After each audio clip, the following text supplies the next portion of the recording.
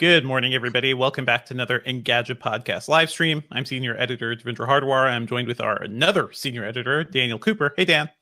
Hello, it's a pleasure to be here. I'm your fill-in Sherlin for this exactly. week.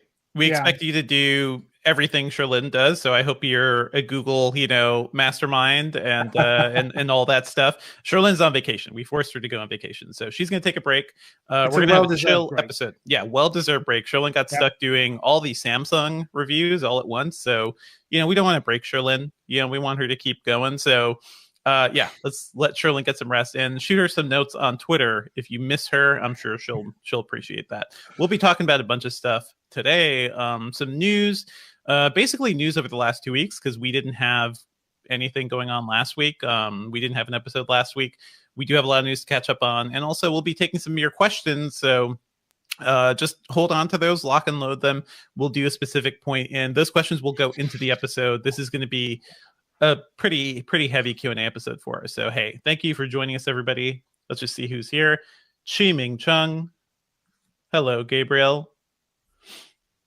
Have you ever met Dan on video? Gabriel, I think Dan, you were on around March. I come on. I think once or twice a year I sort of come on. So it's nice to say hello to everyone. Hi, Gabriel. Hello.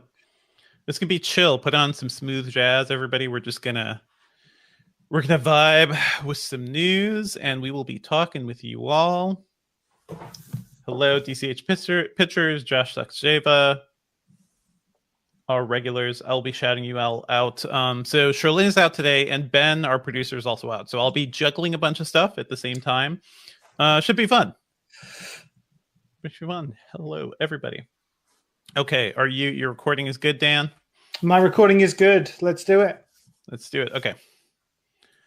And now we are going to be recording the episode proper. If you're new to the show, we won't be talking with you guys in the live stream during these segments. But once we get past our news, we have a Q&A section. So then we will go straight to you all. And we'll record as many questions as we can fit in. So sit tight. Okay. Let's kick off in 3, 2, 1. What's up, Internet, and welcome back to the Engadget podcast. I'm senior editor Devendra Hardwar, and this week I'm joined with our other senior editor. We have Medi, Daniel Cooper from the UK. Hey, Dan. Hello, it's a pleasure to be here, and hello. Thanks for having me back. Dan has kicked out Sherlin, who needs a desperate vacation. So Sherlin had to do a lot of work over the past few weeks. She basically got all those Samsung reviews one after another. So we all forced Sherlin to take a break, and we took away her computer and her internet. So I think she's okay. But she'll be back next week. So sit tight for that. We'll be talking about some news. Some of the news we missed over the last 2 weeks. And also stick around for the end of this episode. I'll have a short interview with Neil Blomkamp about his next movie, Demonic, and how he's using basically virtual backgrounds on that thing. As always, if you're enjoying the Engadget podcast, please be sure to subscribe to us on iTunes or your podcatcher of choice. Leave us a review on iTunes. That's always super helpful. You can also drop us an email at podcast@engadget.com. Send us your feedback, Q&A, anything like that. That's always super helpful. And you can also join us typically every Thursday around 10 a.m. Eastern for our live stream. You'll get to see behind the scenes action of the show, and we'll do more Q&A there too. So sometimes we get to do hands-on with products. Stick around for that. So Dan, we're just going to get right into the news, because I feel like as people who write news, it kind of like irks me when we can't talk about something for 2 weeks and we have this whole backlog of things. So we didn't have a show last week. Everybody took a break, and everybody deserved the break. Now we're into full swing. One of the things we're getting ready for this fall is new iPhone season, the iPhone 13 or whatever the hell it's going to be called. I will put money that it won't be called iPhone 13. I don't think it will be called the iPhone the iPhone 13 either. And a very prominent journalist, called me out on this on Twitter. But I really feel strongly that I don't think Apple would tempt fate like that. There are so many cultures around the world where 13 is a bad number. It's totally avoided. If you live in a apartment building, you probably don't have a 13th floor. Most hotels don't have 13th floors. So it's stuff like that I think will keep them away from it. But I guess we'll see. One of the craziest rumors I saw over the past few weeks, though, is an analyst, Ming-Ching Kuo, said that Apple is working on bringing satellite connectivity into the next iPhone, which to me is wild. I don't know if you guys have ever seen a satellite phone, but they're typically like big, rugged things. If you watch any of those like nature shows, sometimes people have them because it gets you the basics of phone connectivity when you're in the middle of nowhere. But to think of that in something that's like a sleek iPhone, to me is pretty wild. Did you have any thoughts on this, Dan? Do you know what? I've got two thoughts. The techno optimist part of my brain says, isn't it amazing that in the better part of a decade, we've gone from, the first iPhone, which didn't even have 3G. Yeah. And now we're at the point where, if this comes true, obviously, we're going to have, these absolutely kind of ridiculously thin phones that can do satellite communications, and we'll see. Yeah, an extraordinary achievement. The other part of my brain obviously thinks that this is, if it does come to fruition, it feels very much like the narrowest niche of a narrow niche in terms of who it will appeal to. Now I get why, because there are certainly in the US, if you're outside of the major sort of population areas, you may not have reliable cell service, but you're marketing a phone to the entire population of the Earth at this point, and you're saying, well, for the people who are sort of dotted around, spend upwards of $1,000 so that you get this feature. And if they're going to lead with that, I feel like it may not necessarily appeal to everyone who can get service on the subway and may not be worrying about whether they can get service at the top of a mountain. It's it's tough. Like I'm sure Apple could figure this out. We have the tech for it. I hear like, there are Qualcomm chips that can enable satellite connectivity. But to be clear, what it is it's just making calls. I think it can do text, but this isn't like heavy data. This is, you're in the middle of nowhere. You're stuck under an avalanche or something, and you need to call for help. And you need a phone that can actually get some sort of signal to get a call, so you could call emergency services in America. Hey, think about the marketing of this, though, because in the same way that it only takes 4 or 5 people to get like a red light on their Fitbit and they go to the hospital and it turns out that they were minutes away from a heart attack, all you need is 1 or 2 people saved from near death in an avalanche. Yeah. And you can basically say, well, the iPhone, it's not just a bougie toy, it saves lives. Hey, if they can make that happen without like raising the cost of the phone, and also without like it would have to be another service you subscribe to. Like this wouldn't be part of your Verizon or T-Mobile or AT&T service. Like there are satellite phone companies that offer separate services, so it would have to be part of that. In the US, it's like if you go to the middle of the woods, but like really far into the middle of the woods or up a mountain or something, it's not places where people actually go unless you're like vacationing. So I don't know how realistic this is. And also I do feel like we're still trying to figure out like what the hell is going on with 5G. The rollout in America has been kind of crappy. Not sure how it's looking on your side, Dan. It's the funny thing is in the UK, it happens very slowly and then all at once.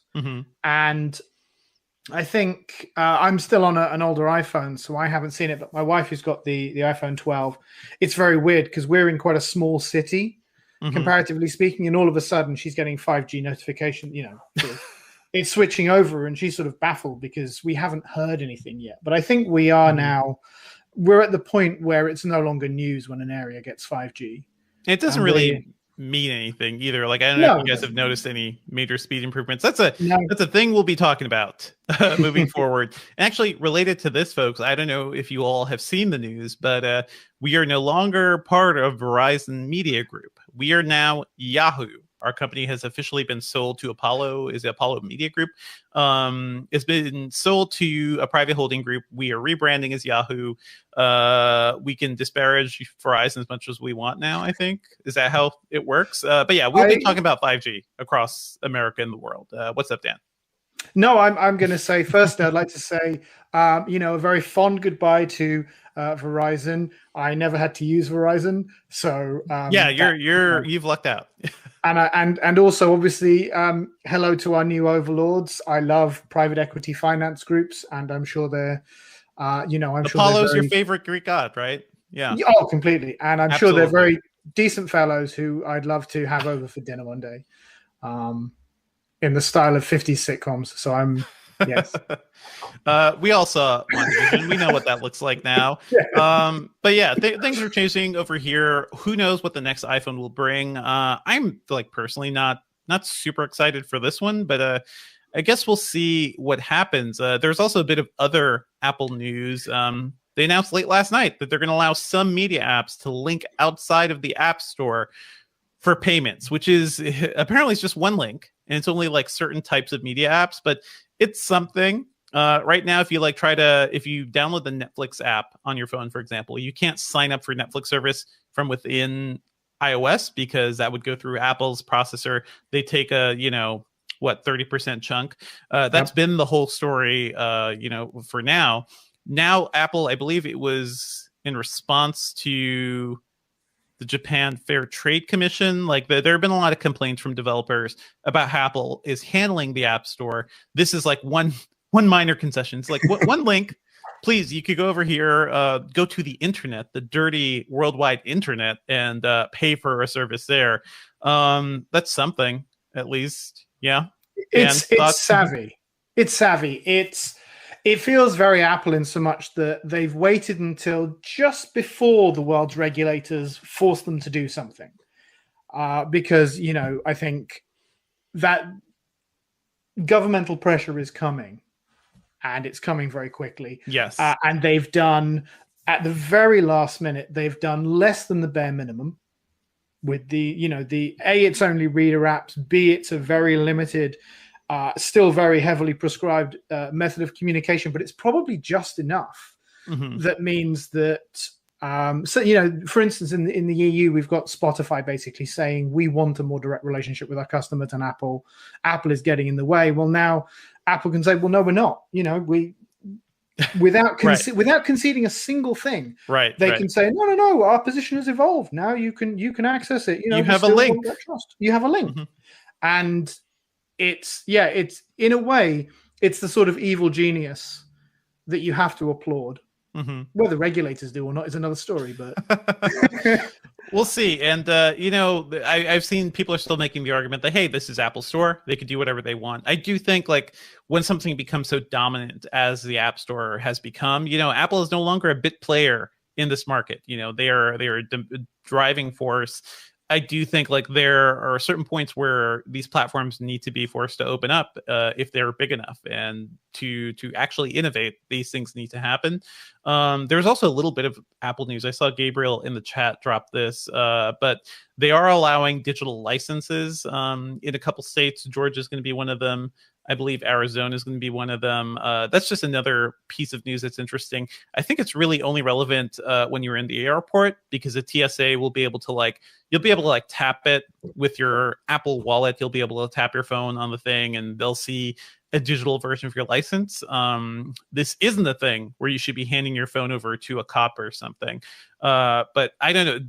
Does that sound appealing to you at all, Dan? No. Having the backup in your phone? No, not in any way. I'm one of these people who I'd never buy a smart lock for the simple reason that I would never use my phone as my primary way of opening my car. I want it to be that if I get mugged or it smashes or it runs out of battery, I am not locked out of my entire life. I like having. This has blown up in my face once when I was coming back from EFA and I had real train tickets, and I was getting off the platform at Heathrow Airport, and my train ticket home, which was sort of probably the equivalent of about $110, fluttered out of my wallet and kind of onto the rail, and then got smashed by the train as it came in. And they wouldn't print me a repeat because that's a fraud prevention thing. But of course, what that meant they could see the charge in your credit card and be like, okay, you just bought a ticket. Yeah, they could, but This is Britain, you know. It sounds like Britain customer service. I know people who, I know the buses don't stop for you. You know, really, they will force you to run and get up to the. I know people who've been left in the side of the road in the middle of nowhere, like country towns, because they didn't have the appropriate papers to continue the trip to France and whatnot. So, yeah, British customer service, gotta love it. Okay. Yeah. Yeah. So you felt because you lost your paper ticket. That was a bad thing. Things like that, like train tickets and whatnot, especially when I was around New York and when I take flights, like that's all on my phone, but I do have the paper backup. And to me, like that is just like an important piece of mind thing. So I like to be able to have the backup filed away somewhere in case my phone fails. But typically I just want to show the phone. I think that's generally more convenient. But do you have like a privacy concern here by having official government ID on your phone, Dan? Do you know what? I don't so much as just the idea that I just don't want to be reliant on a single device. I feel you know, there's always that risk that we put our entire lives on our phones, and then as soon as it kind of reaches this privileged position in our lives and it breaks or we lose it or anything else, and you can sort of imagine kind of running around asking people for their phone, and they think, get away from me, you're a crazy person, and then before you know it, you know, your whole life gets turned upside down. So I quite like having not all of my life, some, but not all of my life. Yeah. It's a nice balance. I think like having Apple Wallet in general has been really nice. Like, especially now during the pandemic, it's like when I'm going to a store, I don't want to like fumble and pull out my credit card and swipe in this reader. Also, you cannot trust like credit card readers because people like to put like the hacky card readers in there too. So it's like, if you just tap your phone and that's a digitally encrypted signal that doesn't even show your real credit card number, that is always going to be safer. So in that respect, it's nice to have a little bit of connectivity. But I hear you, Dan. Listeners, definitely let us know what you think about putting your license plate or your driver's license on your Apple Wallet. Is that something you're going to be using? Let us know. I think other bits of news we saw, Microsoft announced a couple things over the last couple of weeks. A Surface event on September 22nd. That was this week. And also that is 2 weeks before Windows 11 is officially launching on October 5th. Are you excited for this, Dan? Have you seen Windows 11 in action yet? I haven't seen it in action. I've read all the previews and at Engadget.com. Yeah, at Engadget. Yes, that. I've lost the ability to speak. It's great. You put a microphone in front of me and I just start burbling. I can't find myself getting enthused about Windows 11. I get all of the fact, you know, all the quality of life updates, but I don't really feel as if it's as earth-shattering. You know, maybe I'm just. It's dull. Not earth-shattering. Yeah. No. Yeah. It's nice. It's a nice change of pace. Like I have it right now on a Surface Laptop 4 that is sitting next to me. I'll be testing it more on my main desktop soon. But yeah, here's the thing, folks. Windows 10 was really good. Windows 10 totally fixed everything that was wrong with Windows 8. It felt like it was harkening back to Windows 7. Our Windows 10 review is actually one of the first big ones I did here at Engadget. That's like 2015. So it felt good from the beginning, and I feel like Microsoft has only made it stronger. Windows 11 does feel like the remnants of that Windows 10 X plan they had for dual screen devices, which kind of all fell apart. It seems like, a feature upgrade that was transformed into a whole new OS in a way. Do you get that sense, Dan? Yeah, I do. I think as I said, it's quality of life updates rather than anything that's shattering. Although the new kind of bundle the icons in the middle of the bottom of the taskbar, I'm saying nothing, but it definitely feels like they've definitely tried to adopt another company's UI. I can't think of the name of the company. They've macked it up, but you know what? If you've been looking since Windows 7, the icon only taskbar has existed since then. It just wasn't centered. But also, like, hey, I talked about this in our previews. People trade, like these companies trade design ideas back and forth. Like Apple has taken a lot from Windows, and Microsoft is taking a lot from Apple at this point. And I do have to say, just using Windows 11 on my test device, like it's very elegant. It is very nice. Like I think there are more like visual design flourishes here than we typically expect from Microsoft. So I'm interested to see how people respond to it. It feels like a mature Windows in a way. So yeah, Windows 11 coming October 5th. There's also some confusion with how Microsoft is doing the install, like allowing installs. They've gone back and forth on that with a lot of folks. The Verge last week reported that Microsoft is also letting anyone install Windows 11 ISOs, which is interesting because right now there are all sorts of like upgrade requirements. If you're trying to bring a Windows 10 PC into Windows 11, you need to have secure boot. You need to have like basically a lot of secure elements and a pretty modern processor. Basically, if you have a CPU that's older than 4 years and you don't have secure boot and everything, you can't upgrade into Windows 11, but you can download, the ISO, put it on a USB disk or burn it to a DVD. Oh my God.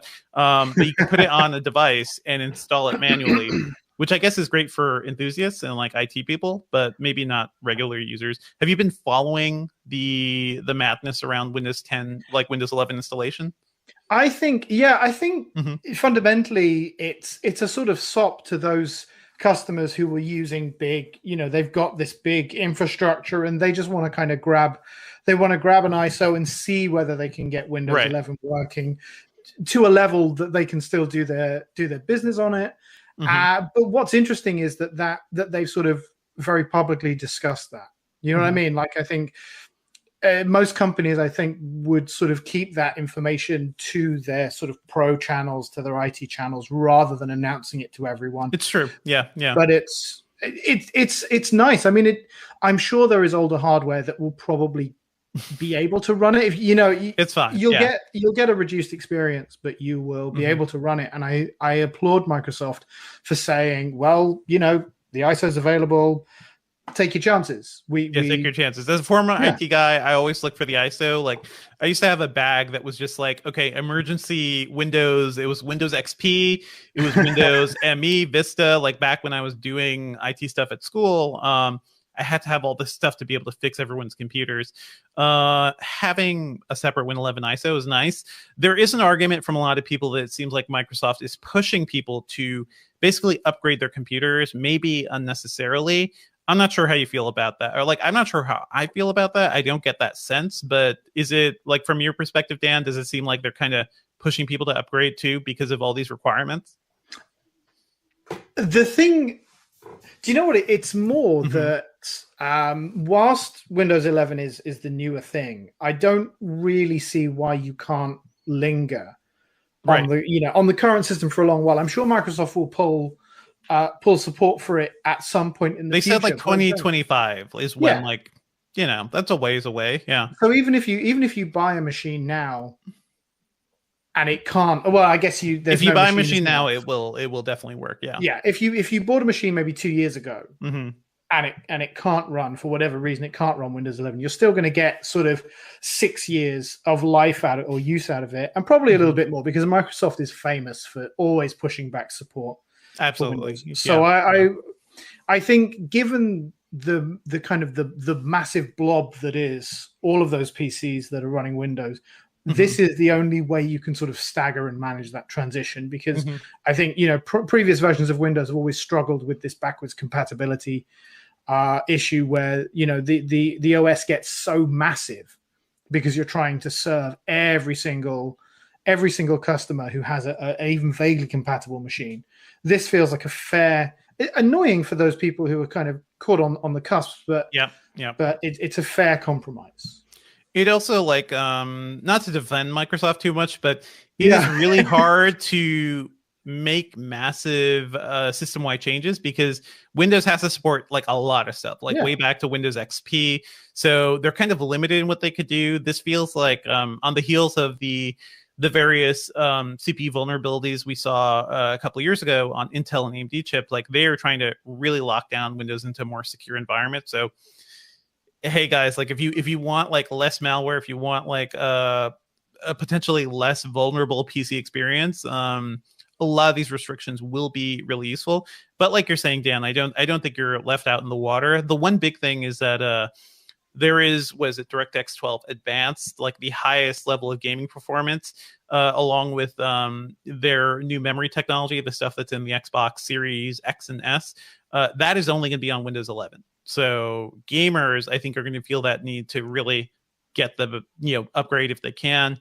If you built your own rig 2 or 3 years ago, you may be high and dry if you used an older CPU. So, it's going to be bumpy. It's going to be rocky. I'm sure a lot of people are going to complain, but I hope for the broader PC market that it's going to be, worth the jump there.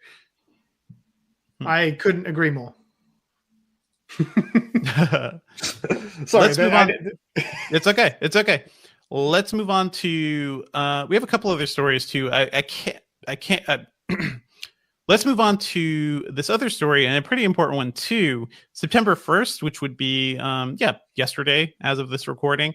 Major Twitch streamers have organized the hashtag #DayOffTwitch to protest hate raids and Twitch's inability to help to prevent those, basically. And I don't know if you guys have seen this in action, but typically it's been like women and people of color who are streaming on Twitch, just like bots, spamming their chats with hateful messages and things that will flood their actual fans and also distract the streamers and basically make it a really toxic environment for them. I think this protest was totally necessary because Twitch has not done much to protect marginalized voices. So, it's a thing we're going to shout out, and we will probably follow up on this as we hear more about it. But it's a big deal. People are trying to broadcast and put themselves out there, but it's also just as easy for haters and people who are outright racist and bigots to kind of drown them out too. So this is the kind of war we're at. Do you have any thoughts about this, Dan, in terms of what's happening here? Do you know what I'm going to go very broad about this, because one of the big curses of a lot of these platforms that are essentially asking for user-generated content, I think what they have always been very lax about is moderation and being proactive about moderation. And there's a conflicting incentive there, because the more you moderate, the less content there is. The less content there is, the less material you can sell advertising against, and so it harms the bottom line. Whereas really, the end result is, which we've seen on Facebook, we've seen on Twitter, we've seen on pretty much every major social platform, certainly over the last 5 or 6 years, is that the lighter the touch you have, the more problematic things get, and then you get this sort of these sort of drive-by attacks, which are designed really to shut down streamers, because obviously when you start having all this all this kind of language thrown into the chat, then you have to get moderators involved. Then the onus is on the streamer who's potentially not controlling their own guests, or they're not being proactive enough. And it's very much the devil's bargain. And I think a lot of these platforms are going to have to reckon with this sooner rather than later, because if they don't, they're going to find people leaving purely because they don't feel welcome, and they will take those audiences away, and they will lose money in the longer term as well. And it's a really big, tough problem, but it's also one that if they don't get serious about soon, it is going to hurt them, and it's going to hurt them very badly. What I love about this, especially online communities, is that, hey, if we're not being supported by the big corporation that's, powering the service, we're going to come up with our own tools. So people have come up with all these sorts of hacks and third-party solutions. There's a panic button, which I think is kind of interesting. It basically takes the chat immediately into limited mode, and it limits the ability of new users with abusive names to join. That sort of thing is useful. But hey, Twitch, owned by Amazon, these things, these companies should be able to better support these services. I do think a lot of them, especially when it comes to user-generated content, they assume they could just sit back and let money be printed and not do much to actually support it. And I think we're getting to the point where that's really not true. If you have a platform, you got to support it, and you got to protect your people. And speaking of platforms, I think we want to pour one out for Lowcast, the local network streaming solution here in the US. I love Lowcast. Lowcast has been the way I if I'm watching the Oscars or if I need to watch something that's only broadcast on like network TV. For the past couple of years, I've lived in places where like an HD TV antenna just doesn't pick anything up. Lowcast has been a big help, but it's dying. And you did a great write-up, Dan, of specifically what is going on and what's bringing it apart. This morning, as we're recording this, they just announced that Lowcast is officially dead. But Dan, how did we get here? So, if I'm allowed to go on a slight ramble, I guess. Always, yes. One of the problems is just the very complicated nature of broadcasting, analog broadcasting, and the laws that govern it in the US. And to a certain extent, there is television that you can pick up for free with an antenna, but also there's television that you are legally entitled to receive for free. But if for whatever reason you can't receive it, you're also pretty much prohibited from accessing it through the internet for various copyright-based reasons. And this is one of the things that Lowcast was designed to tackle was the Aereo problem. If you don't remember, or I should say if the listeners don't remember, Aereo was a New York-based for-profit company that essentially tried to digitize. They had a building in New York with loads of antenna on the roof, and they were all going. It was amazing. Like specifically, like Aereo's thing was like, we have HDTV antennas. We have one for every person streaming, and that is how we're getting around every like restriction on this. Brilliant, but it was too much for this world, apparently. Yeah. Well, so one of the things that Lowcast was designed to test was the legal case for rebroadcasting under the Communications Act. Now, I don't know what your kind of grounding in the law is, but there are certain not much. times... I followed like media stuff as much as I can, but you're the law guy, Dan. I know you followed legal procedures quite a bit. Yeah. So there are times when people will set something up as a test case, and that can be for consumer rights. It can be basically to say, I have set this up with the intention of being sued in order to provoke a legal argument and receive some kind of settlement. And David, I want to say good friend, the guy who founded Lowcast, is a lawyer and a former FCC lawyer. And he basically said, if you run it as a non-profit, then you get around the Aereo problem by basically doing what Aereo did. But you can say, well, actually, we are a non-profit rebroadcasting outfit. All we're doing is adhering to the kind of the accessibility requirements of the Communications Act and the FCC guidelines. If I can't get the stream, which I should be getting as somebody who lives in America, like surely using another service to help me get it should be legally fine, right? And it is. I mean, if you are, and I buried myself in the documents for this yesterday. If you're like, I think it's one side of the Louisiana River. Your station has a different name, but whatever local station there is, someone else, a third party, is legally entitled to rebroadcast that signal within the sort of the edges of its footprint to make sure that everyone who that local station serves is able to access it.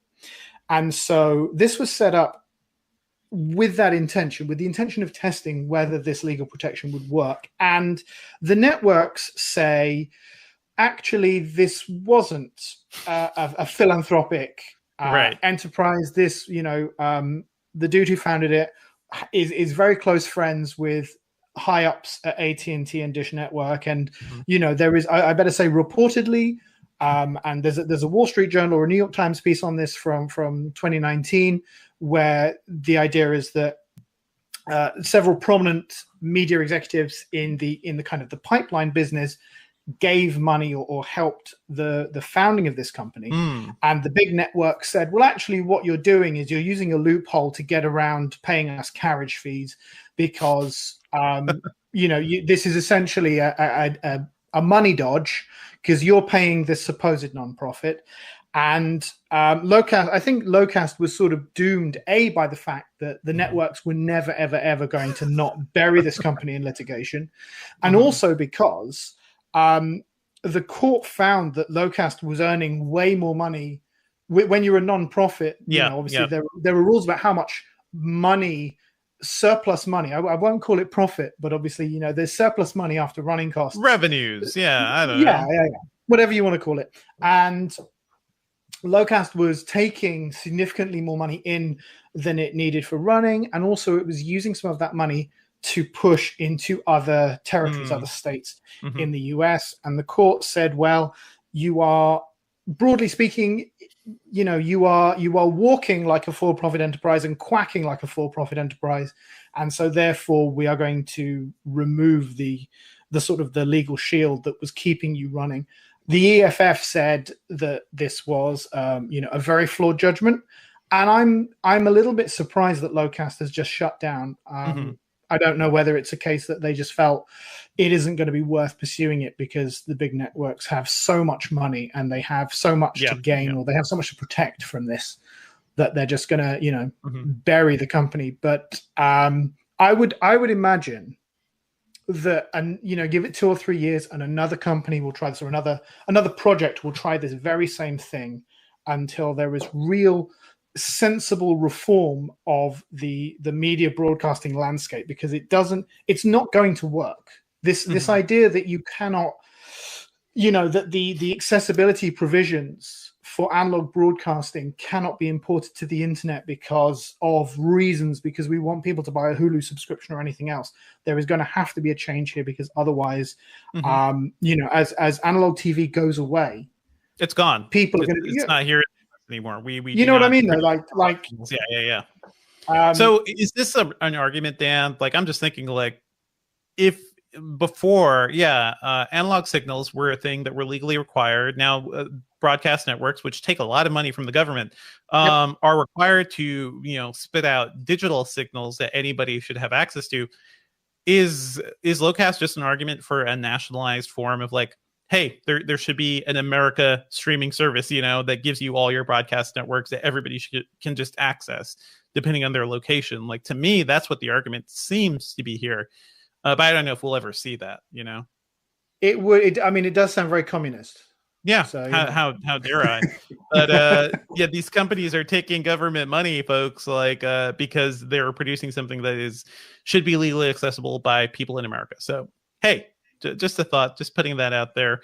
I know in the UK, Dan, you guys pay money towards the BBC, right? Like, that is how you get access to that. It's a slightly complicated situation. So we have 2 major channels. We have the BBC, which is essentially paid for by an annual tax on the right to receive the BBC, more or less. It's complicated. I'm paraphrasing. And then you have Channel 4, which is essentially PBS, but PBS with the idea of it runs commercials and it pays for itself. Yep. Sort of through the running of commercials. I feel like most of my favorite shows over the last decade come from Channel 4, but yeah. Yeah, I mean, Channel 4 has always been a little bit off the wall. It's certainly less so now. It kind of 10 years ago, it trended very middle class. It went from being very weird art shows and shows really designed to sort of highlight communities, sort of minority communities and everything else. And now it's very much kind of property shows and dating shows and reality shows. And, you know, it's trended very middle of the road. But essentially, there's always some really interesting stuff that comes out of Channel 4. Channel 4 was the first channel to give Charlie Brooker Black Mirror. Yep. Phoebe Waller-Bridge, who obviously everyone loves now, they commissioned her first sitcom, Crashing, which came out slightly before Fleabag. That's on Netflix now too, so that's a cute thing, but nowhere near as good as Fleabag. It's not. But so you have that, and then you have ITV, Channel 5. ITV is for profit. Channel 5 is owned by Viacom, I think now, and then you've got Sky, which is owned by Comcast. So you have a fair mix of sort of not for profit, or no, not for profit, but sort of, you know, public service, public spirited broadcasting, and then pay TV. Behind sort of Sky's paywall and the cable paywall. And it's it's the fact that you get at least the first sort of 5 channels and then a lot more free as well. And the service is pretty much universal. If you want the premium stuff like movies or sports, you have to pay.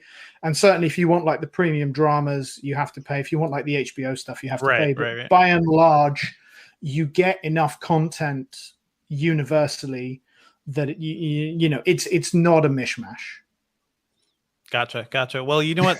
Thank you for all the updates. I have a full understanding of how broadcast works now in the UK, Dan. You're going to cut very much. All of this out now, aren't you? No. Well, I think it's really interesting, and people should know like how things work in other countries too, because I think that's really super informative. So, hey, folks, Lowcast is dead. RIP Lowcast. Let us know what you think about it. Did you use Lowcast? Was there a reason for it? Do HD antennas not work for you where you live? Because that was a big thing. My last apartment in New York just had thick concrete walls, and just like no matter what I did, I couldn't get anything. So let us know about your experience, and do you think there should be a nationalized broadcast network streaming service like I'm pitching here? Let us know. Podcast.engadget.com. We'll take a cut here, and let me just note this time. Hello, chat room, and we can move on to Q&A, but I'm going to announce that within the show. Okay. 3, get your questions ready, folks. I'm going to record audio for that. Okay. All right, let's move on to some audience Q&A from our folks here in the chat room. As always, we record and broadcast around Thursdays at 10 a.m. Eastern. Join us on our YouTube channel, folks, and let us know. We have Q&A seconds most weeks, but this week I want to get some like actually into the show, and also I like answering questions real quick. So folks who are joining us, I see a lot of people in the chat room. Let us know if you have any questions, and we're just going to chill here. And I'm going to dig up and just see if anything popped up at the top too. Anything you want to shout out, Dan, or talk about, feel free. Do you know what? I kind of want to wind you up and force you to answer really tough questions on the stream. Like, hey, Dev, where do babies come from? Where do bobbies? How are bobbies formed? Yeah. I'm just looking up some of these. Someone asks, ACBC asks, which is harder, to pick a lock or hack a digital lock? You need to watch The Lock Picking Lawyer on YouTube, my friend. There is, every lock is and every digital lock is pickable in about 5 seconds. It's terrifying. Really? Even the keypad ones, or is it just smart locks? Because I do like a keypad lock, like the one where you get the numbers, and actually we set those up in some doors of our home just because you don't want to be stuck somewhere. You don't want to be locked out, right? If you don't have a key or something, and the keypads generally seem safe. What is the keypad? What is the lock lawyer taught you, Dan? Oh my God! So have you not seen it? I've not seen it. Oh, good grief! It's amazing. He's done a million videos at this point, and all he does, he never shows his face. It's just him like at a table. A lock comes in, he unpicks it. He's like, "Hey, so this is a lock. It's being sold by these manufacturers." And click. This is how you unlock it, by hacking it.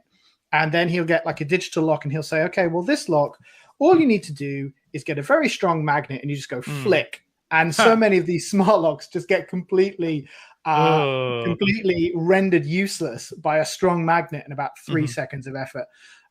He did a great video explaining how you can hack like an NFC type system so that you can clone a key card. And that did, I think you have to have physical access to the key card like cover, actual, the scanner. But it is crazy how like a talented, well-motivated individual can basically crack any physical security in about a minute. And it's slightly terrifying. That's tough. I feel like any lock, just like any computer, right? Everything is hackable. If somebody is persistent and they have enough tools for it. But so my front door has one of the Yale keypad lock, which I think is really super useful, because when we were on vacation, I could just like give a code to our cat sitter, and she punches it in and just comes in, and it locks off at a certain time of the day.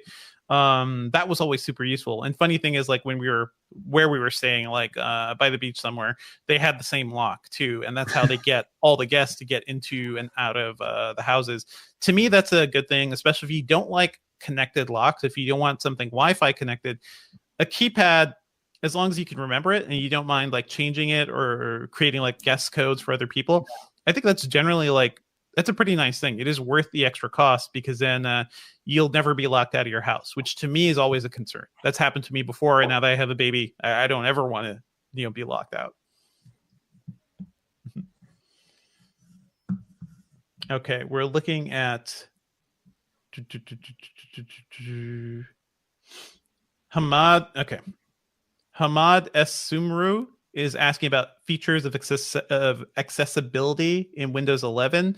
I do hear that Microsoft is trying to do better around that. I believe voice transcription and voice commands, I saw more support for that. In Windows 10, they did create ways to basically start transcribing anywhere, but I think that is more of a centralized feature in Windows 11. And assuming you have a good microphone, you'll probably be able to type all over the place with your voice. So I think that's a big push there. We've also seen that Microsoft they care more about accessibility than a lot of other companies. They get a lot of they developed that accessibility controller for Xbox, which lets people with all sorts of disabilities be able to play games. So I do think as a company, Microsoft is doing better than other folks. But yeah, we'll be paying attention to this. That's definitely like a note in our reporting around Windows 11. And okay, chat room. Any questions? It's okay, because we also had a lot of news to go through, so I think that is totally fine. Oh, someone called DCH Pictures mentioned that we didn't mention Reddit. We didn't mention that Reddit was also going through a similar moderation problem with Steve Huffman. I don't know if you want me to talk about it now. Go for it. Yeah. So very briefly, Steve Huffman, like there was a lot of concern about COVID-19 misinformation, and there was a very popular subreddit of sort of promoting COVID denial and vaccine refusal and all of these other really smashing things. And CEO Steve Huffman released a post saying, well, you know what, this is marketplace of ideas, free exchange of information. We can't just go around shutting down protests left, right, and center, blah, blah, blah. God. And then very swiftly, a huge amount of subreddits went dark, which, they don't sort of go off, but they sort of shut down so they can't be discovered by new users. And, 24, 48 hours later, they take down this sort of big centralized vaccine denial group because actually, yes, it's not the marketplace of ideas. It's just bad. And it's just bad. Yeah. It is funny how we're like, I think the libertarian ideal of the internet is like, yeah, free exchange of ideas. Anything is fair game, right? And we start to see the limits of that. And I think when we're going through a major societal catastrophe, an event that is affecting the health of millions of people, like everybody on this planet, information and bad information can be dangerous. And the internet as a mechanism, it can be lethal. It is leading, like in America, I don't know how things are on your side of the pond, Dan, but right now people are taking horseworm medication. Joe Rogan, the popular podcaster, just announced he has COVID-19, and he is taking, is it ivermectin? He is taking that. Even though this is the same guy who said if you're healthy and a virile man, you don't have to worry about COVID. I hope somebody confronts Joe Rogan about these contradictions on his very popular show. But yeah, information can be dangerous. And I do think like all these services, so Facebook is dealing with this now too. If your platform exists to, let people be social and spread information around, we kind of have to be careful, especially when we're amidst this pandemic. Sure, you could do whatever you want, like once we get out of COVID, but man, this is not the time to be telling people to be going down conspiracy angles when their health is at risk and people around them are at risk. Any thoughts on this, Dan? Do you know what? I think it's interesting what topics get initially in this case, but sort of get covered by the marketplace of ideas defense.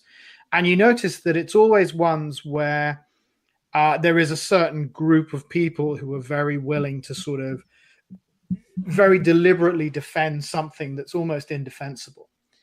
And if we, and I don't want to sound glib here, but let's say for instance, a couple of years ago, Instagram had a real problem with eating disorder content. And eating disorder content was fairly universal. Like, I don't remember Joe Rogan or anyone else going to the battlement saying, oh, no, or Steve Huffman saying, oh, no, marketplace of ideas, we have to encourage a community of, kind of prominently teenagers into listening to people basically kind of putting out eating disorder propaganda. Right. I'm trying to not to sort of sound glib when I say this, but everyone sort of generally agreed that was not the sort of thing that responsible platforms and responsible people would do. And yet with this, all of a sudden, oh no, this is a reasoned debate. And I have no idea what the difference is between those two.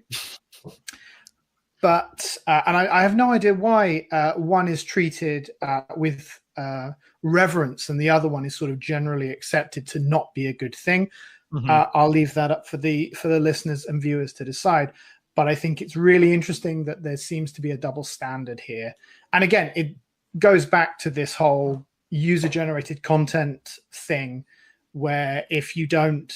In fact, what's really interesting? Really, what we're talking about is strikes. The users and content generators who are making the profit both for Reddit and Twitch have gone on strike in order to protest the working conditions therein. And maybe this is something that we will see more as we have these big global sort of connected networks.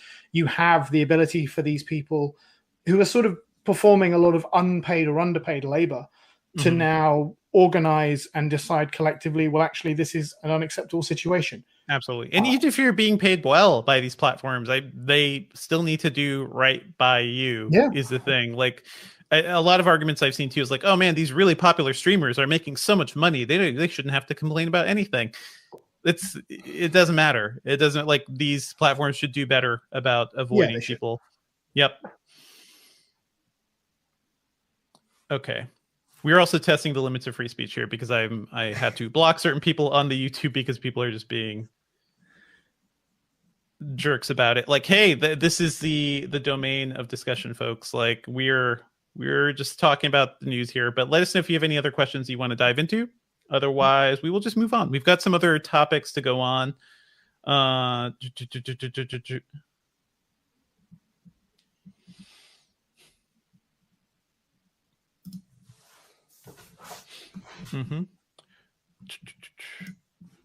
just looking at this. See Kenny Holland.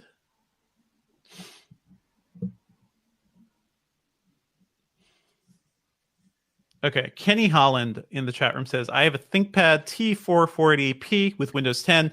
I was told it would be working till the laptop is not working, but now it's got a time limit. It works, it's fine, but it will be gone.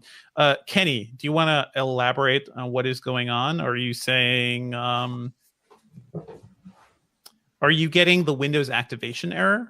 Are you getting something like that? Or are you just saying, like, in general, you've assumed this computer will die eventually, which everything does. And that is something, as an IT guy, I've had to, like, talk to people about that, especially, like, older professors back in the day. Like, hey, I've got this hard drive that is 10 years old and it worked, like, back in my Pentium days. Why can't I just keep it working on my new computer 10 years later?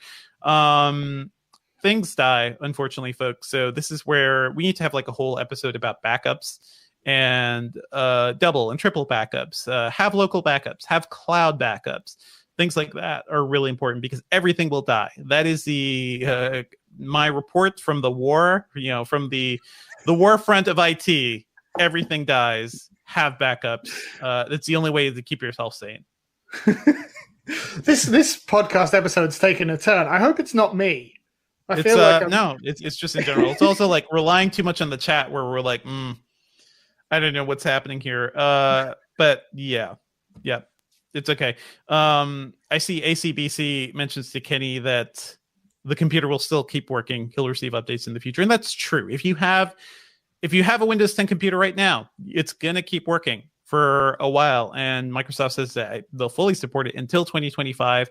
And that also means, like, even after that, if there are like critical issues, Microsoft has gone back and issued security updates for older operating systems. So that is the thing. And if it lasts till 2025, that's about 10 years for Windows 10, to go. I don't think that's too bad. So don't fret, folks. Don't rush out to get a new computer if yours is working fine. But if you are in the market for a new computer, then yeah, you'll want to have Windows 11. And if you're a gamer, and if you're somebody who needs some of these newer features, Windows 11 is going to make the most sense for you. Although probably not right now, given the chip shortage and the graphics card shortage and the massive price issues. I guess if you're looking for a new computer, maybe just wait just a little bit, or not. You never know; they could run out forever. Exactly. I see an update from Kenny. He says, he's basically talking about I think he did the Windows 11 PC health check app to see if you can upgrade, and he was told his computer can't be upgraded. Hey, you know what? My new desktop, which I just built, which has a Ryzen 5800X and a GeForce 30 series, my desktop is currently getting that issue too. Like, I have to go in, and we may write a guide about this. I have to go into my BIOS, make sure Secure Boot is properly set up. The last time I did that, I lost my boot drives, so I had to go back to the old mode. So I think there are going to be some tweaks people have to do, especially if you have a desktop and if you built your own system. It's going to be a little more confusing, but I hope this extra work will be worth it.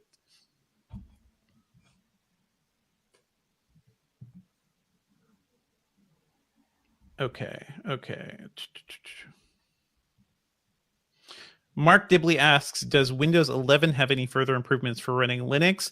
I didn't see anything specifically around Linux, but the big surprise, I think, in Windows 10 is just how much Microsoft leaned on Linux. When I was traveling to Seattle to cover Build, Linux was a big topic. Like, the developers loved having direct Linux support inside of Windows. I believe the Linux terminal is in there, and the stuff developers need that normally you'd have to boot into a Linux computer or a desktop, Linux environment, you could just now do within Windows. I can't imagine Microsoft will stop supporting that or not double down on that, because the big thing I got from developers and from covering Build is that Microsoft is desperate. For the love of God, developers, please support us. And I think that's what we're going to see with the revamped Microsoft Store and everything.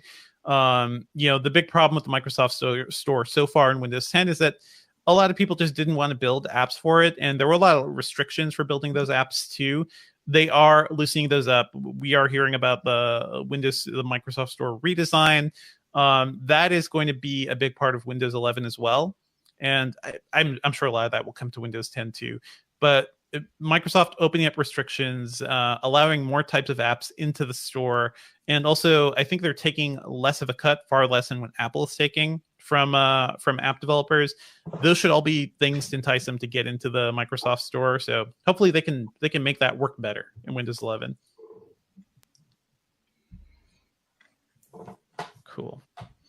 And I see one more question. And Hamad S. Sumaru also asks, will old processors work on Windows 11? That is something Microsoft is continually updating us on. So if you look at the latest story we've written about their restrictions, it does seem like basically if your processor is older than 3 years, you may be out of luck. It may just not be supported properly. That has to do with the way Secure Boot is supported and other features that can make Windows 11 a lot more secure as an OS. It does feel like Microsoft is just trying to draw a hard line here. If enough people complain, though, they'll probably open that up even more. And like we're saying, if you built your own computer and you can't get in you can't do the upgrade easily, you can always download an ISO, install Windows 11 manually. That should work just fine. So there's the thing. I think we will wrap up the Q&A, but let me just see here. And let me just pull up the other notes. Thank you, folks, for joining us. I know there hasn't been much news, and also, we get more banter when it's 3 people. So it's just Dan and I trying to keep the ship afloat. But I appreciate you all joining us and throwing your questions out there. And Q&A. We're ending Q&A around 11 a.m. Okay, let us move on. Winter Coulter, I see your question. I think we kind of answered that within this episode, so don't worry. Rewind, listen back. We're going to move on to some other things, okay? All right, thank you so much for the questions live stream. Remember, folks, join us Thursdays, 10 a.m. Eastern, if you want to join in future live streams and ask us some questions. Podcastengadget.com. That also is really helpful to get us information as well. Let's move on to what we've been working on. I just want to shout out a couple of things. I played 12 minutes. The game from, is it Annapurna Interactive? Annapurna Interactive's game that we've been covering for a while. This is one starring James McAvoy, Willem Dafoe, and Daisy Ridley. It is a top-down perspective time loop game. You come home to a lovely dinner with your wife. A cop comes in and things go crazy. I have been waiting years for this game. I remember seeing the first demos for 12 minutes in like 2015. This game has been in development for a very, very long time. And I spent maybe 6 to 8 hours with it, and I started really digging it. I think it's basically a point-and-click adventure game. It is a game where you collect items, you drag items onto people or other items, and things happen. The time loop, which lasts about 12 minutes, lets you kind of keep going back and trying new things to resolve a mystery. The idea is that this cop says your wife has killed somebody, and he's trying to bring her to jail, or worse. Things get pretty brutal in it. And that is the loop. That is the essential murder mystery you're trying to solve here. And I think the first couple hours were really good. I was really into this game. There were some puzzle pieces where I was like, I basically spent a night thinking about it or dreaming on it, and solutions for the game for other things I need to do kind of came to me in my subconscious, which I think is that's a sign of a good game and a good narrative. And then there's the second half of the game, which is one of the worst stories, and certainly some of the worst twists I've ever seen in anything, not just any games, but in movies or books or anything. This game goes places I'm not a big fan of where it goes, and it is. I think that's especially infuriating, right? It's not like it just started out being a bad game, but it kind of got me being like, oh, I'm a new inventive type of spin on an adventure game. But it turns out the story is actually trying to tell is very dumb, and the twists are not great. And man, you could watch YouTube. You could watch YouTube runs of this game. If you have Game Pass, I'd say it's worth playing the first couple hours just to see how it works. But man, is it infuriating? Dan, was this the game you were going to try at some point? No, I haven't heard of 12 minutes. So could you? Is it like a Groundhog Day type? Yes. And then how does the solving? Please explain more about the mechanics.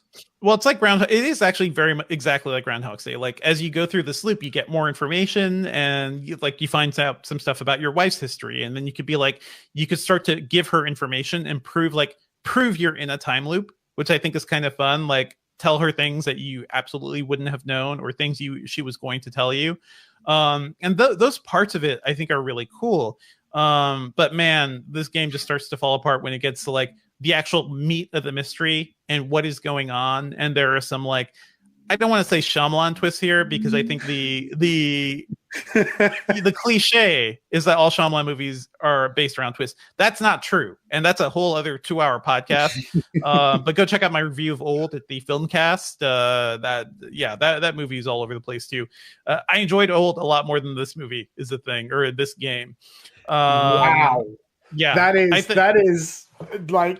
the harshest. Given the reviews for Old, that is the harshest thing you could have said about this thing. You just I think as a visual, and I think people don't know how to really judge this sometimes, but his visual narrative capabilities, his ability to tell you a story within the camera and how he moves the camera and whatnot. Visually, he's great. As a writer, he's not. Hey, turns out this game, in that respect, this game is similar. I think visually it is really interesting. It's doing some really cool things. But when it comes to like the writing, the dialogue people are saying, and the ultimate like where the story goes, I think it's a huge mess. So anyway, check out my review of 12 Minutes. It's called 12 Minutes Ruins a Compelling Game Concept with Awful Twists.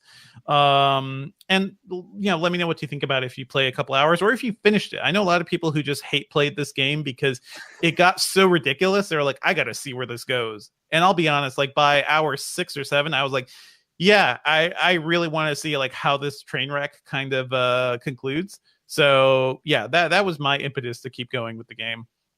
Other things I'm working on, I mentioned the Razer Blade 14 last time. That review should be going up today or tomorrow. It's going up this week. This is Razer's 14-inch gaming notebook. I really like it. It's really fast, but man, you also really start to feel the compromises in a 14-inch machine.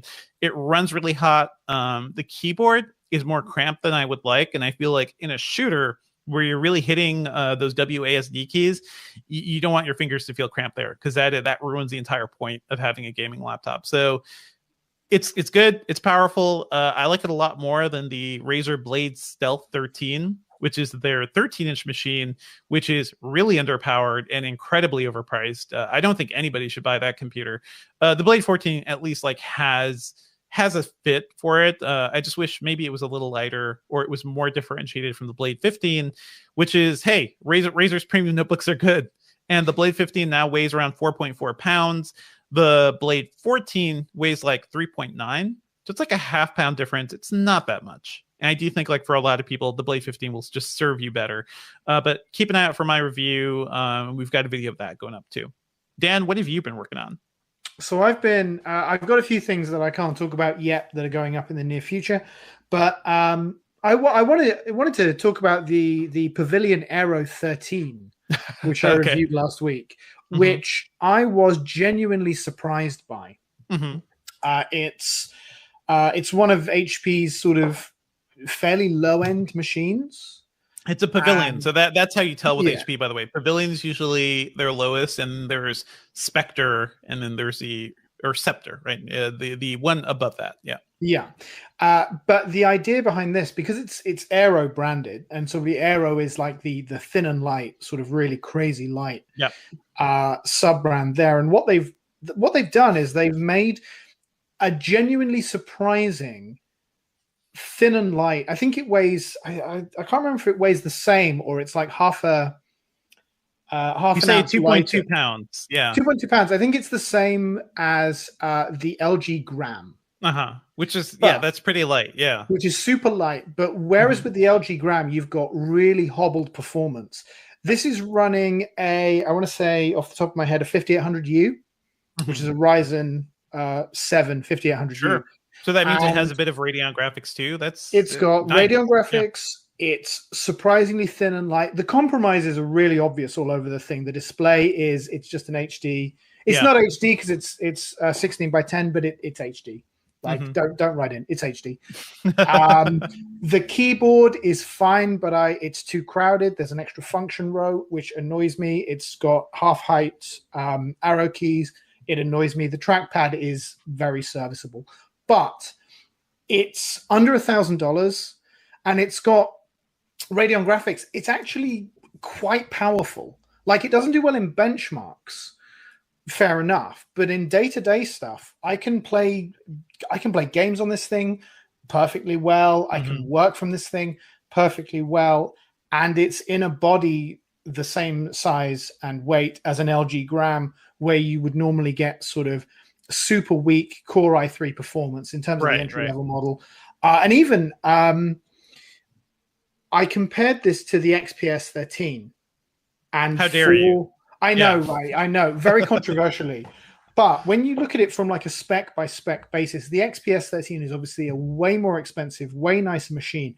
But in terms of the performance and the weight, the Pavilion actually kind of edges out, because certainly for the base model, I think the base model is $1,100, and you're getting a Core i3 with 8 gig of RAM, whereas this is I want to say $949 or $999, and you're getting 16 gigs of RAM with this Ryzen 7 5800U, and it just wipes the floor. Like it is a perfectly good machine for this target market. And this is the benefit of Ryzen, by the way. Like Yeah, these new yeah. Ryzen chips, super fast and generally cheaper than Intel stuff. And I think at the low end, yeah, like here, like you're talking about, like, yeah, you get a lot of performance and you get a little bit of graphics. And Intel has been working really hard with integrated graphics, and it's fine, but it's nowhere near as good as like what even a tiny bit of Radeon performance gets you here. Yeah. So you like this overall, Dan? Yeah, I did. I mean, with the graphics, it's I think what caps it and what holds it back with the benchmarks is that there's only 512 megabytes of RAM attached to the Radeon itself. So I think a lot of the benchmarks just almost refuse to run on that little RAM. But it's crazy. Yeah. I'm looking at your stuff, by the way, Dan. I'm looking at your benchmark table, and compared to the Surface Laptop 4 15-inch, which is my Windows 11 test machine sitting right here next to me, that thing has a Ryzen 7, the custom MS Microsoft chip. That maybe it's because you're looking at newer drivers and stuff too, but you got like over 1,000 points more in PC Mark 10. Not as much in 3D Mark, but your Geekbench 5 and PC Mark performance is better. I think that also has to do with this being a Ryzen 5000 series chip, whereas the Surface Laptop 4 is, I believe, Ryzen 4000, so like slightly last gen. But that is pretty good performance, like you're saying. It is surprising, and again, at this sort of price and in this sort of body shape, it is tremendously surprising. And I think, unrelated to this device, I feel like as more of these kind of thin and light Ryzen machines sort of filter through, Intel is going to have a real problem on its hands unless Pat Gelsinger can really kind of put a fire under Intel. I think AMD it seems like he's trying to do. Oh yeah, for sure. Yeah. I mean, he's done the thing of announcing a lot of very hard deadlines. Yep. But it's very easy to announce a hard deadline. It's and you know, no shade on Intel, who is, you know, as a company is full of very smart people. Lots of shade on Intel, I'd say. Like they deserve some shade. Yeah. But yeah, they've got to kind of hit this now, and I don't know whether one change at the top is necessarily going to kind of change all of the engineering cul-de-sacs that they've been down. But I mean, hopefully Intel kind of pulls himself out of this spin. AMD continue to grow, and we get the benefit of just amazing thin and light chips that don't suck. Competition is great, folks. This is why competition is good. Like AMD is pushing Intel to be better. To be honest, like Intel being dominant was the thing that pushed AMD to really like whip up its designs too. So I'm running an AMD powered desktop now. For years, I was just an Intel guy. So you know, you can go back and forth. Buy the chip that works best for your, you know, the things you actually need. But yeah, Dan, I'm glad you got to check out this laptop. I do like thin and lights. I want I think the perfect laptop is around 2 pounds. That gives me all the performance I need. That's where ultra portables should be going. What else you working on, Dan? So the other thing, Saints Row as part of the Gamescom, Saints Row Not 5 was announced. I have a little bit of a soft spot for Saints Row. Love Saints Row, yeah. I bailed out. Well, kind of everyone mocks my gaming taste because I like terrible games. So I have to kind of preface it by saying, you and Charlene need to have like a show together of just bad game times. Yeah. But yeah, what's up? So I bailed out of GTA 4 and 5. Both of them just, I think, lost me because the narratives just sprawled so much, and there was so many. There were so many side missions. Like in terms of the content that both of those games have, you cannot fault them for like just the sheer amount of stuff. You get your money's worth out of that game, but I just found them getting very boring. And then you play a game like Saints Row the Third, and it's like being handed blue Skittles or blue M&Ms, the old-fashioned ones with the food coloring that sent you loopy, you know. And so like, whoa. Maybe it's like, you know, getting a Mountain Dew, like a giant gallon of Mountain Dew, and then just throwing you into a playroom and letting you just go absolutely crazy. And so I always had a soft spot for the Saints Row series because, I mean, Saints Row the Third is when they went crazy. Basically, they're like, okay, we're just gonna go loco. You know, Grand Theft Auto tries to be grounded in reality. Saints Row is like, you get superpowers. Keith David's here. You know, like it's just like, yeah, it's crazy. And those games are fun. They're not particularly replayable. I think they wear out their welcome fairly quickly, but then it's fun. It is that sort of fun hit of just gonzo fun that carried it through 4 and then the DLC. And 4 goes to a place where it's like, I don't know if you can actually continue this game anymore because you've gone so crazy where it's like you've broken the narrative. Congratulations. They did break the narrative. Yeah. But then this is what Volition basically said was there was nowhere else for us to go with this story. This is their second reset really after Agents of Mayhem, which wasn't particularly well received. We'll never talk about it again. Yeah. Yep. And so now they're coming back with this sort of clean sheet reboot, and it is definitely it seems a lot less gonzo, and certainly in the trailers so far and the developer interviews and everything else, they do seem to be aiming for a lot more serious. And it's like Saints Row 2 almost. All over this again. Is it. Yeah. It's very much, we're not going completely Grand Theft Auto, but we're sort of stepping away from Saints Row 3 and 4 levels of fun. I don't know whether I'm a little bit apprehensive. I'm nervous because I hope that it's not po-faced and tedious, and I hope that they've still got that fun, but they're holding that back purely as a sort of marketing tactic. But I will be buying it day one because I'm hoping it's going to be fun, and I'm hyping myself up for this. But yeah, I'm nervous about it. It's it looks fun. I think that trailer is a lot of fun. I think the next game I'm really hyped up for is Deathloop, which we'll talk about quite a bit too. I think, Dan, have you played the Dishonored games? No.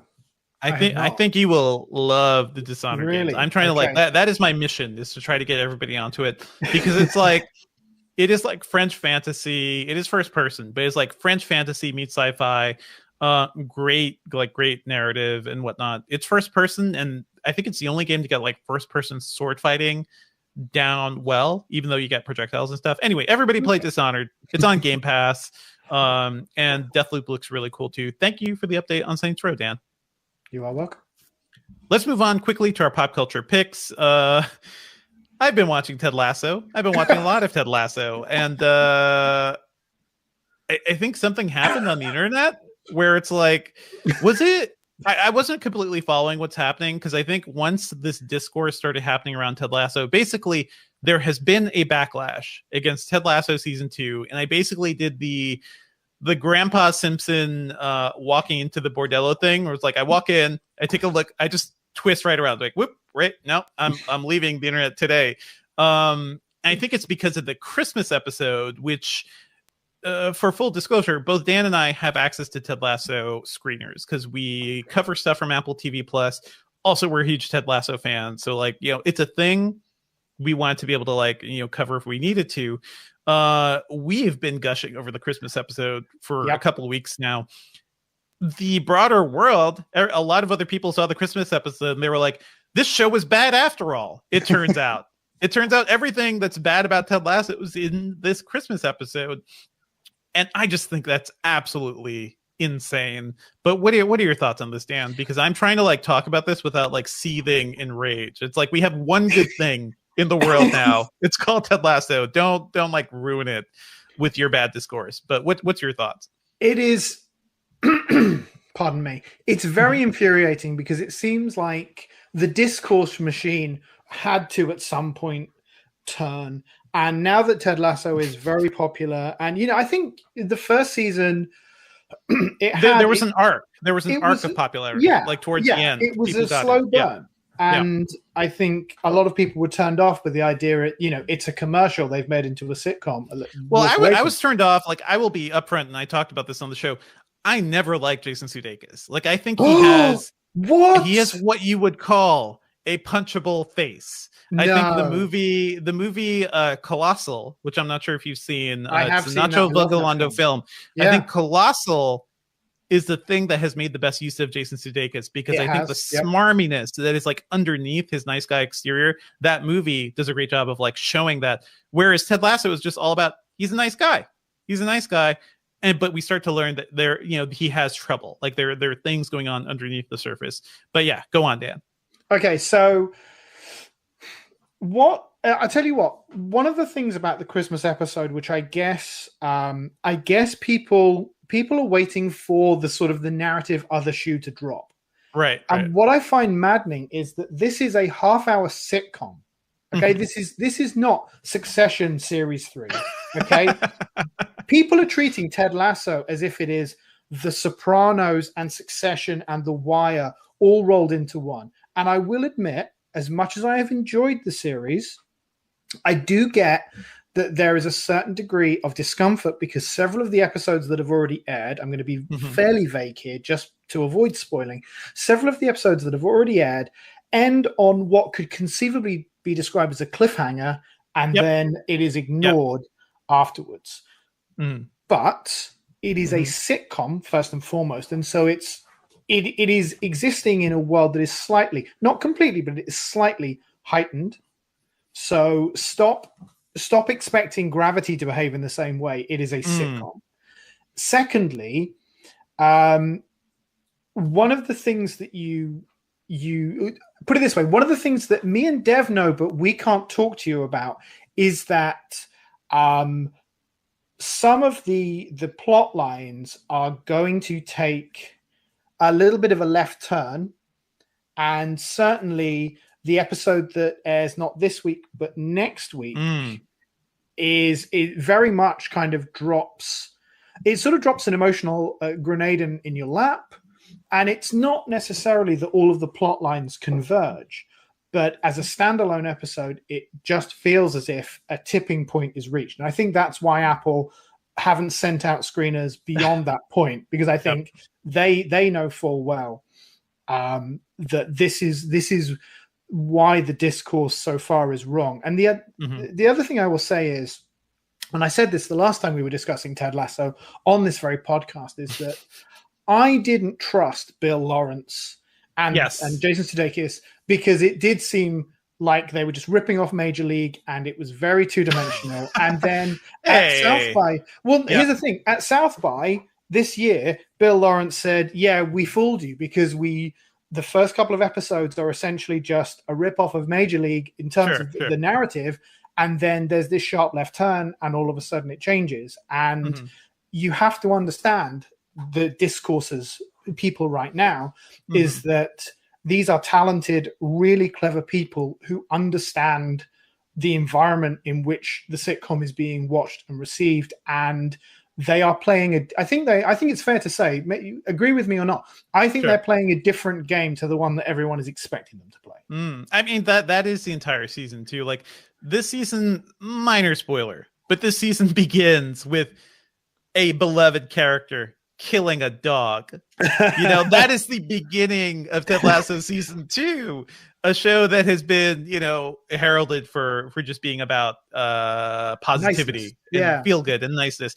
So I think they're always trying to swerve and go here. I'll say, both of us have had screeners. A lot of folks are watching Ted Lasso week to week. Like that is how it's being released. I do wonder if it was just like dumped as like a bingeable thing, if this is like, if people wouldn't be talking about it this way. But also I'm seeing this response from a lot of critics too, who I know also have the later episodes. So it's like, it is, I think there's a lot of stuff going on here. I'll just say up front, I love the Christmas episode. It definitely feels like a thing that has been added to a larger season, because it literally was. It was an extra episode, and I believe there's like another episode that's going to be that way too. Apple basically extended the season order. But watching that episode, I also felt like, man, this is a classic episode of TV. Like I am going to revisit this every Christmas, and to see people just immediately reject it was just kind of surprising to me. But anyway, I think we're going deep on this. I think the main thing here is Ted Lasso season 2. It is fascinating to see how the internet is taking it. So yeah, we will talk more about this. Let us know what you're thinking about Ted Lasso season 2, folks. But we will probably do a wrap-up chat once the season is over. I briefly can I just come want on that one. Yeah, can I go come ahead. on that one, please? I will. Let's try to coordinate those times. But I also want to shout out Nia DaCosta's Candyman, which I saw in theaters. It sucks that things are once again getting bad in America, and I live in Georgia, which is a state that is very, very dangerous because people are being very dumb. But the one benefit of how theaters are handling the pandemic now is that they're just desperate. So they're like open. They're open a little earlier. They're open at times where I can sneak in and there's like nobody there. So that is how I plan to do some of my stuff, especially for film reviews. Yeah, I saw Candyman in an empty theater, and it's tough. Like, I don't know how you feel about the original film, Dan. I love the original Candyman, based on Clive Barker's story. He was it based in London or the UK? Like, it was based in the UK, and then he transplanted it to Chicago.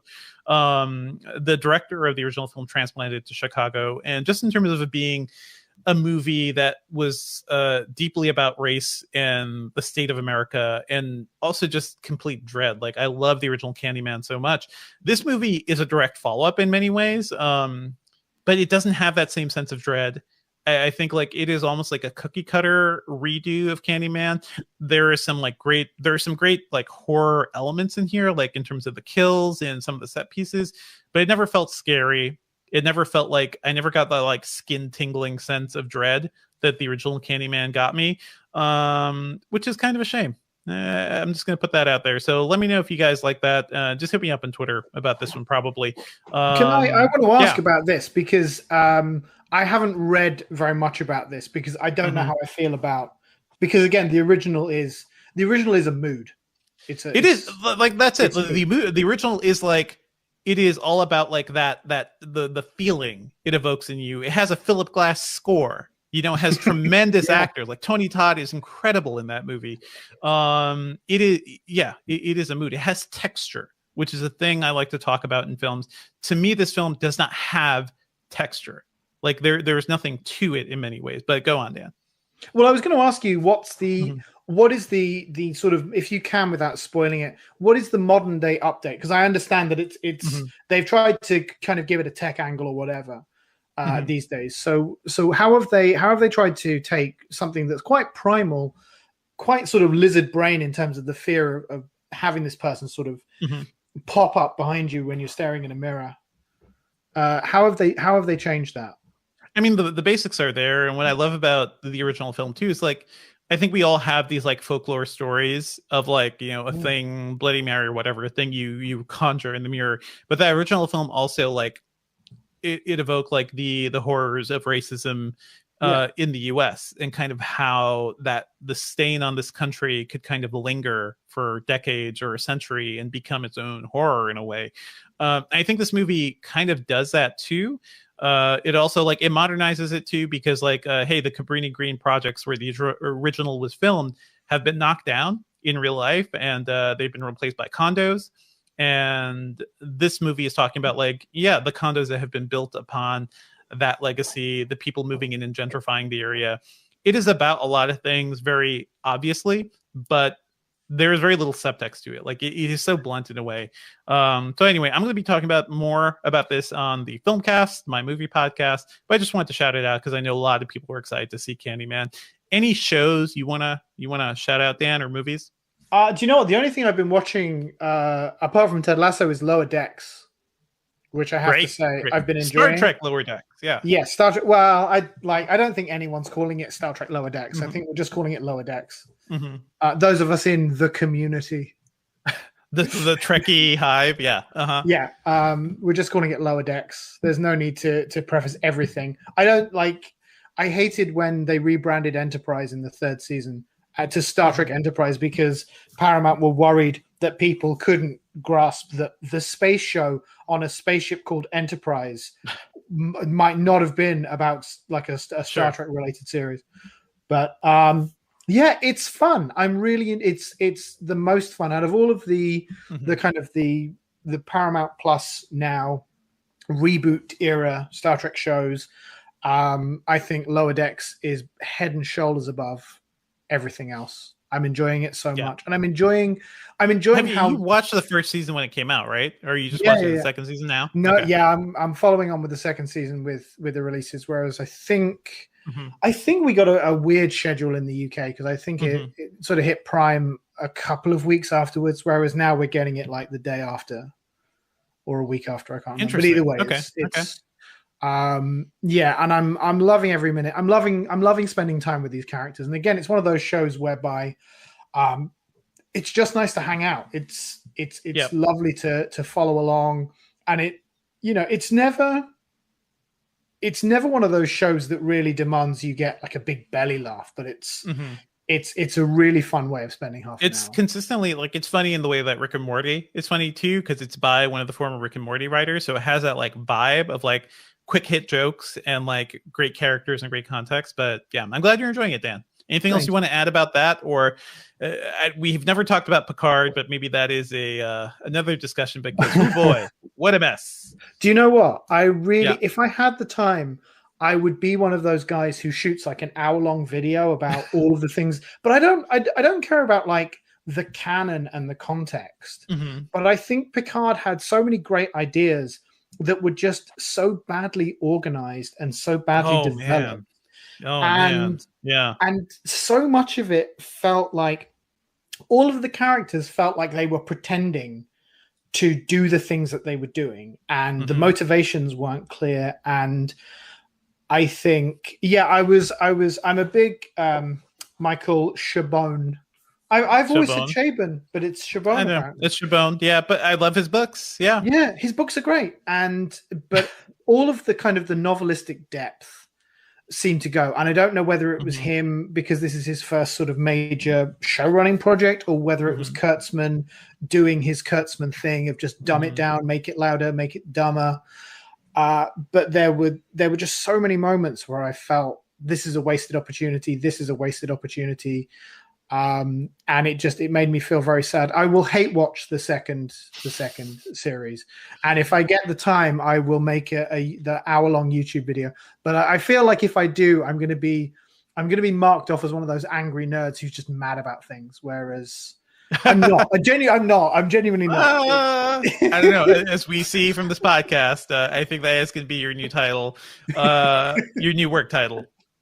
Great. Thank you, Dan. I think let's wrap it up here. And thank you so much for joining us, folks. Let me just pull up our credits. This is always fun. Thanks for joining us, folks. Our theme music is by game composer Dale North. Our outro music is by our very own managing editor, Terrence O'Brien.